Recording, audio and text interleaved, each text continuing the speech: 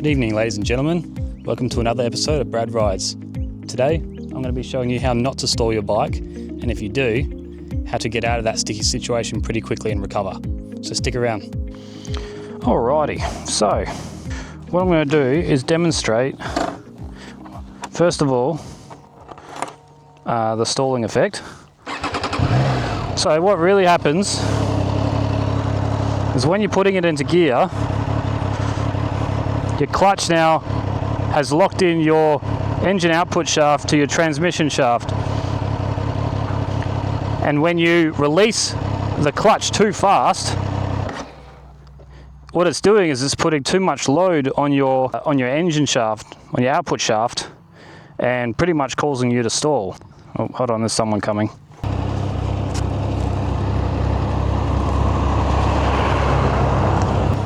Okay. The clutch is the connection between your engine and your gearbox. When the clutch lever is fully out, the engine's power is sent straight through the transmission and then to the rear wheel. That's what keeps you moving. But when you pull the clutch lever in, you're separating that connection.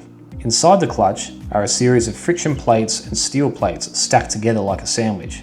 When the clutch is engaged, springs press those plates tightly together so they spin as one unit, transferring power from the engine to the gearbox. When you pull the lever, those springs are compressed, allowing the plates to separate slightly.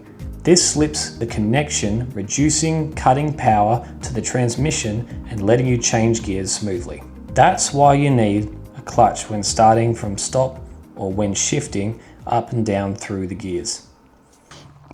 So what you really want to try and do is when you slowly release that clutch, you'll feel a bite point.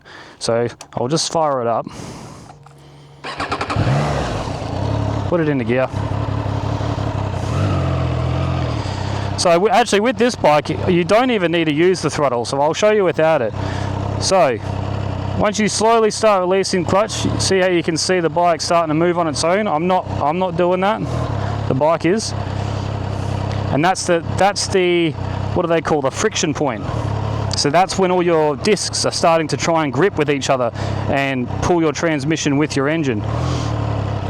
So basically the goal is to try and make it as smooth and seamless as possible. With this bike, technically I don't even need to use the throttle. If I just do it gradually enough, the bike will take off on its own. Look at that. But as soon as I try to do that in a faster motion, watch what happens. Ugh, no good. And if you're sitting at lights, if you're in between traffic or you're in front of traffic and you're sitting at a set of lights and you stall, it can be pretty embarrassing. So what I'll do is I'll show you guys how to slowly release. There we go. And then you're good to go. I know it's not rocket science. I know most of you guys know how to do this, but this is just for the people who are stuck, who keep stalling the bike out and are not very confident when they pull up to a set of lights that they can confidently, when the light turns green, they're not sweating, they're not nervous that they're going to stall it into lights. You kind of want to be confident. So I kind of encourage anyone to come out to a field like this and just practice on a road by itself, or even practice in your garage. Just practice putting in first and just getting that bite point and take it back off. Get the bite point, take it back off. Now with some bikes, you're probably going to need to give it a bit of throttle. So I would say around 10% throttle is probably what you want to give the bike. So maybe I'll take it up to about 2,500, and then you let out slowly, and then you're good. Easy as that. There's not really much else to it. Now, the next thing I want to show you is when you rock up to the lights, say, and oh no, you've stalled it. Cars behind you, honking, beeping, whatever.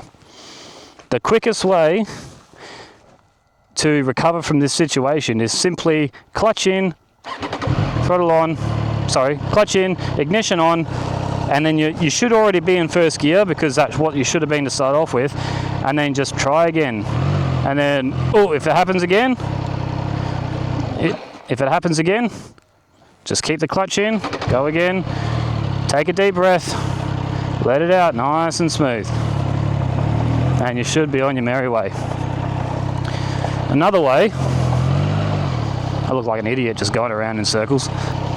Now another way, which is probably a little bit more time consuming,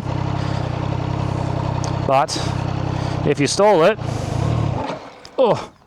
and you're not sure which gear you're in, could be in second or third, as it shows here, you don't really want to be firing it up and taking off on third because you'll just stall it again. So you always want to just clutch in, always take it down, just keep pressing down until you're in first gear or neutral. Neutral, green light, you're good to go.